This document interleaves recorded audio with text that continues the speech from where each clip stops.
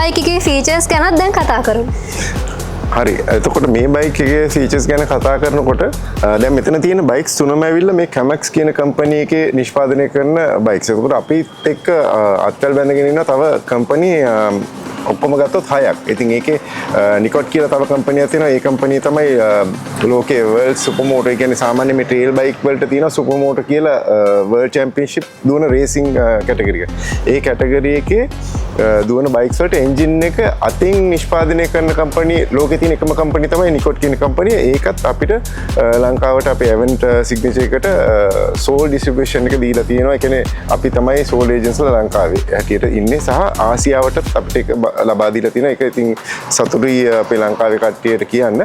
ඉතින් මේ බයික් එක ගැන කතා කරනවා නම් මේක KTX 150 කියන එක. CC එක 150. මේකේ විශේෂත්වයක් තියෙනවා. 150 වුණාට අර දැන් එහා පැත්තේ තියෙන 250 එකයි 150 එකයි ගත්තාම සයිස් එකෙන් ලොකු වෙනසක් පේන්නේ නැහැ.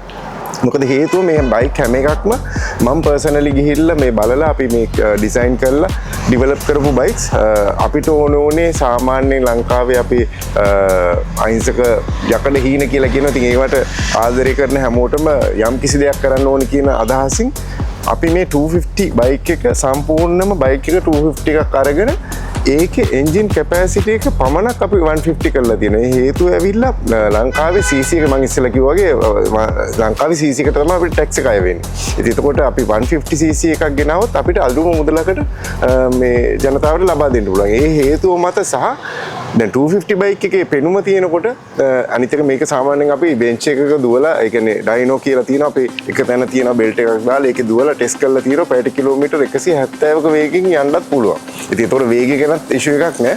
අනිත් එක ලීටරයට කිලෝමීටර් 40ක් පෙට්‍රෝලත් වැඩ කරනවා. ඉතින් මේ පැත්තත් ප්‍රශ්නයක් නෑ. පෙනුමත් හොඳටම තියෙනවා. මොකද 250 එකේ පෙනුමට අපි එන්ජින් එක කුඩා කරලා තියෙනවා. ඒතකොට ටැක්ස් එක අඩු කරගන්න. ඒ හින්දා තමයි අපි සාමාන්‍ය මේක වෙළඳ පොලේ 9,25,000ක් වගේ අඩු මුදලකට මේ අලෙවි කරන්න උත්සාහ කරනවා.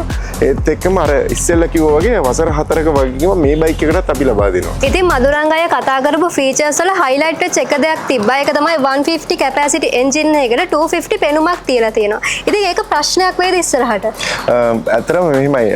දැන් මේ බයික් එක මම කිව්වා අපි ගිහිල්ලා පර්සනලි අපිට ඕන විදිහට කස්ටමයිස් කරලා මේ බයික් එක බිල්ඩ් කරගෙන. එතකොට මේක බිල්ඩ් කරනකොට මේ කම්පැනියේ ඉන්ජිනියර්ස්ලා 7 දෙනෙක් අපි වෙනුවෙන් වෙන් වෙලා පැය 32ක් වෙනම සමීක්ෂණ කරලා තමයි මේ බයික් එක බිල්ඩ් කරේ. එතකොට ඒ වගේ දවස් 6ක් ඒගොල්ලෝ වැඩ කරලා තමයි මේක බයික් එක අපිට බිල්ඩ් කරේ. එතකොට අපිටත් තිබුණේ ප්‍රශ්නේ මේකේ performance කොහොමද වෙන්නේ කියන එක. එතකොට ඒ කම්පැනි Kamax කියන කම්පැනිය සාමාන්‍ය ප්‍රොඩක්ෂන් එක දවසකට බයික් 5000යි.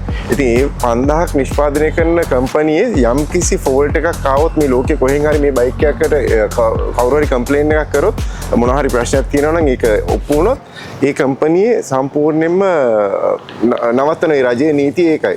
චීන රජයේ නීතිය කිසිම වෙලාවක ෆෝල්ට් එකක් ඉන්න බෑ. ආවොත් ඒගොල්ලෝගේ ලයිසන්ස් එක සස්පෙන්ඩ් කරනවා. ඉතින් ඒ හින්දා මේ බයික් එක අපිට බිල්ඩ් කරාම අපිට ඕනේ ඉක්මනින් ලංකාවට ගේන්න. නමුත් ඉක්මනින් ලංකාවට ගේන්න දුන්නේ නැති හේතුව තමයි මේ බයික් එක බෙල්ට් එකේ දුවලා එන්ජින් එකේ performance check කරලා එතකොට මේ weight එකයි ඔක්කොමත් එක්ක මම අර මුලින් මේ සඳහන් කරා මේ බයික් එක සාමාන්‍ය පැයට කිලෝමීටර් 30ක් වගේ පාවිච්චි කරන්න කියන්නේ ලීටරයට කිලෝමීටර් 30ක් වගේ පාවිච්චි කරන්න පුළුවන් කියන එක. නමුත් ඒගොල්ලෝ කිව්වා නෑ ඒක කිලෝමීටර් 40ක් දක්වා ඉහළටත් ගිහිල්ලා තියෙනවා.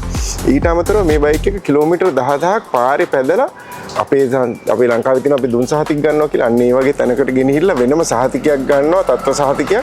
ඒ සහතිකේ නැතුව ඒගොල්ලන්ට මේක එක්ස්පෝර්ට් කරන්න බෑ. ඒ කියන්නේ මේ බයික් එකේ කිසිම ඉෂුව එකක් නැතුව අපිට පාවිච්චි කරන්න පුළුවන් කියන එක ඒගොල්ලෝ සනාථ කරයින් පස්සේ තමයි මේක අපිට ලංකාවට එව්වේ.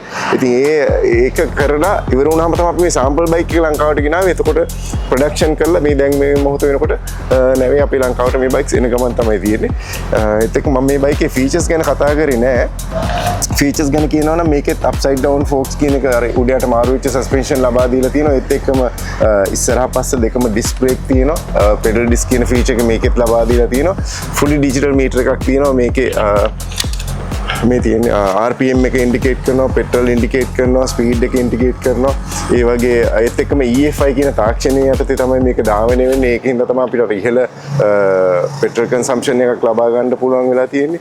ඒත් එක්කම ඉතින් කම්ෆර්ට් එක ගැන කොහොමද කියන්න දෙයක් නැහැ. මම කිව්වා අර 250 එකේ ස්ට්‍රක්චර් එකට තමයි මේ එන්ජින් එක ඩෙවලොප් කරලා 150 cc එකක් ඇටියට ගෙනාවා කියලා. එතකොට අපේ කම්ෆර්ට් එක ගැනත් උපරිම මට්ටමින් තියෙනවා. ඒත් එක්කම මේ ක්‍රෑෂ් බාස් ෆොග් ලයිට්ස් ඒ වගේ දේවලුත් මේකේ ඇඩිෂනලි ඇඩ් කරලා තියෙනවා. මේකෙත් පාට 14කින් කලස් 7කින් ඩිසයින්ස් දෙක ගන්න. ඒ කියන්නේ ඩිසයින්ස් ඔක්කොම ගත්තොත් 14ක් මේ බයික් එකේ ලබා ගන්න පුළුවන් ඕනේ කලර් එකකින්. ඒත් අපි වසර 4 වගේකීමත් එක්ක තමයි ලබා දෙන්නේ. ඉතින් මදුරංගයි මේක ප්‍රයිස් එක කොහොමද වෙන්නේ? මේ බයික් එකත් අපි ලංකාවේ ඉතින් අර ටැක්ස් එක ගොඩක් අඩුවෙන් අපිට එන හින්දා 150 cc එකත් එක්ක 9,25,000කට දෙනවා. 9,25,000ට වසර 4ක වගකීමක් ලැබෙනවා. ඒත් එක්කම සාමාන්‍ය රේස් කරන්න මේක හුඟක් කට්ටියට තියෙන ප්‍රශ්නයක් තමයි මේ දැන් වෙනකොට තියෙන බයික්ස් ලියාපදිංචි කරන්න බෑ කියන එක. ඉතින් මේවා අපි සම්පූර්ණ ටැක්ස් එක ගෙවලා ගේන්නේ. රජයේ ලියාපදිංචි ගාස්තු වලට රුපියල් 9,000ක් වගේ මුදලක් තමයි තියෙන්නේ. මං හිතන් හිටියේ අතන 5,000 ගාණක් කියලා. නමුත් අපි මේ බයික් එක ලියාපදිංචි කරා දවස් දෙකකට කලින්. එතකොට රුපියල් 9,000ක් වගේ මුදලක් තමයි කොස්ට් වෙලා තිබුණේ. ඉතින් ඒ මුදල තමයි ලියාපදිංචි ගාස්තු වලට යන්නේ. සම්පූර්ණ මුදල වෙන්නේ 9,25,000. ඉතින් පෙනුමයි ගානයි ගැන දෙකම හිතන බයික් පිස්සන්ට මේක ලොකු වෙනසක් වෙයි කියලා මම හිතනවා. ඉතින් ඔන්න ඔයාලා තව බයික් රේන්ජ් එක ඩීටේල්ස් ටිකක් දැනගත්තා. තව ඉන්ටරෙස්ටිං එක පාර්ට් එකක් ඉතුරුලා තියෙනවා. ඒ පාර්ට් එක බලන්නත් අනිවාර්යෙන්ම අපේ channel එක subscribe කරලා ටෙගර් මාත් එක්ක දිගටම එකතු වෙලා ඉන්න.